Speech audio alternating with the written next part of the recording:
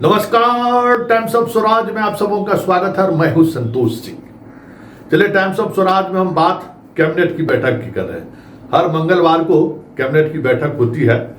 आज भी बैठक हुई, लेकिन पहले की तुलना में अब लोगों का कैबिनेट की बैठक में क्या फैसला होने वाला है या क्या मोहर लगने वाला है, उस पर सबसे ज्यादा ध्यान रहता है।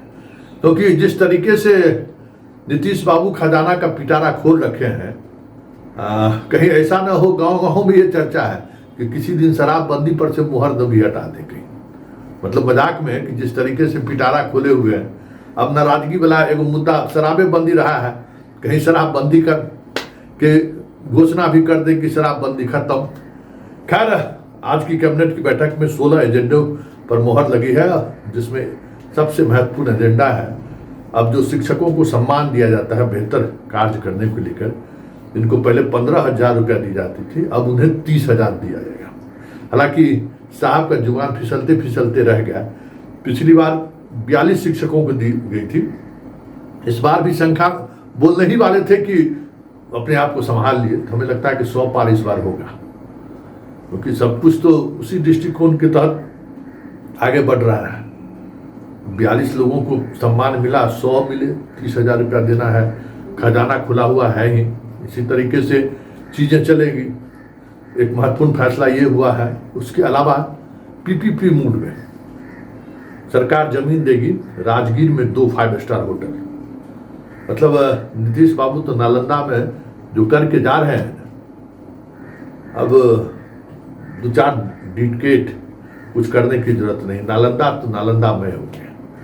बिहार में सबसे ज्यादा हमें लगता है कि डेवलपमेंट का काम किसी एक जिले में हुआ है तो नालंदा में हुआ है। मतलब 2-4-10 जिला को मिला दीजिए, जितना काम नहीं हुआ उतना अकेले नालंदा में हुआ है। तो नालंदा में 5 स्टार होटल, साथ ही वैशाली में, जहाँ भी हाल ही में नीतीश बाबू गए थे उद्घाटन करने के लिए, बुद्ध की काष्ठी कलश अब वहीं रखा गया है। तब उस जगह पर एक रिसोर्ट बनाने के लिए भी कैबिनेट ने मुहर लगाई है। जरा सुनिए, एस सिद्धार्थ जी जो कैबिनेट सेक्रेटरी भी हैं, बता रहे हैं कि आज की कैबिनेट बैठक में क्या खास रहा। नमस्कार। आज मंत्रिपरिषद में 16 एजेंडों पर निर्णय हुआ है। 16 एजेंडों पर आज निर्णय हुआ है। सर्वप्रथम जो राजकीय शिक्षक पुरस्कार हैं शिक्षकों को दिए जाते हैं, उसकी राशि इस साल से 15,000 से बढ़ाकर उसको 30,000 कर दी गई है। यह पुरस्कार पहले 2 या 3 टीचर्स के दिए जाते थे। पिछले वर्ष हम लोगों ने 42 शिक्षकों को पुरस्कार दिया था, तो इस वर्ष भी 15,000 को बढ़ाकर अब 30,000 कर दिया गया है और ये शिक्षा पुरस्कार शिक्षकों को दिया जाएगा। राज्य सरकार ने 2026 के लिए बिहार सरकार के कार्यालय में अवकाश और नेगोशिएबल इंस्ट्रूमेंट्स एक्ट के तहत बिहार राज्य में अवकाश का लिस्ट जो है उसकी स्वीकृति दे दी है। 2026 में जो छुट्टियां होंगी उसकी स्वीकृति मंत्रिपरिषद ने दे दी है।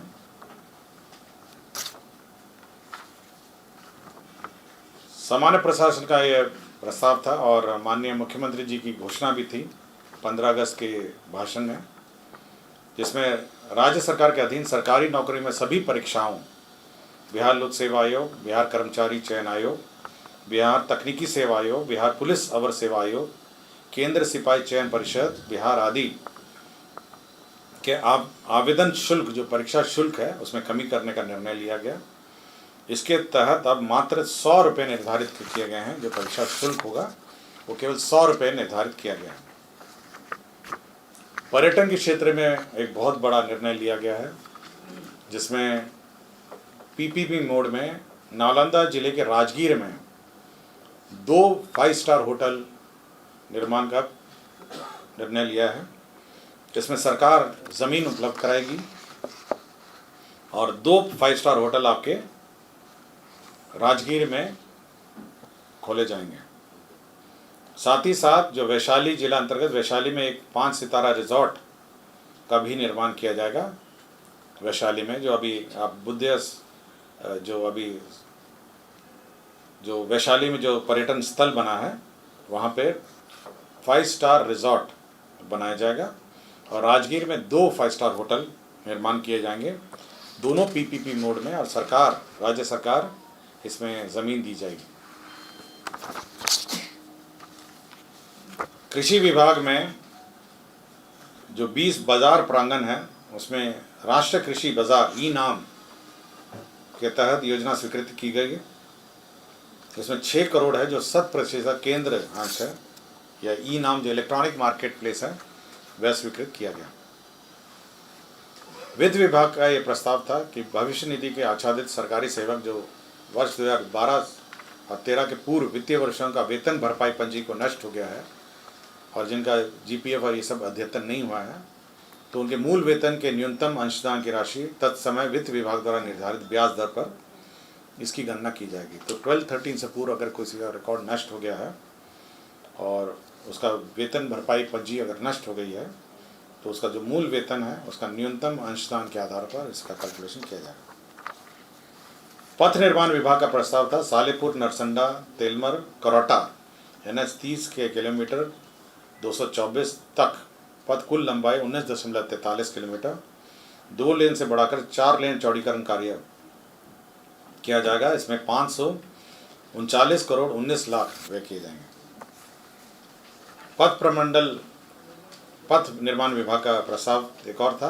पथ प्रमंडल हिलसा अंतर्गत राजगीर खेल परिसर से राजगीर अंतर्राष्ट्रीय क्रिकेट स्टेडियम के पहुंच पथ 1.3 किलोमीटर, विरायतन पथंश वया कुबरी जैतीपुर फतेहपुर एवं इंडो होके होटल तक कुल लंबाई 7.40 में आरओबी सहित 4 लेन पथ का निर्माण किया जाएगा।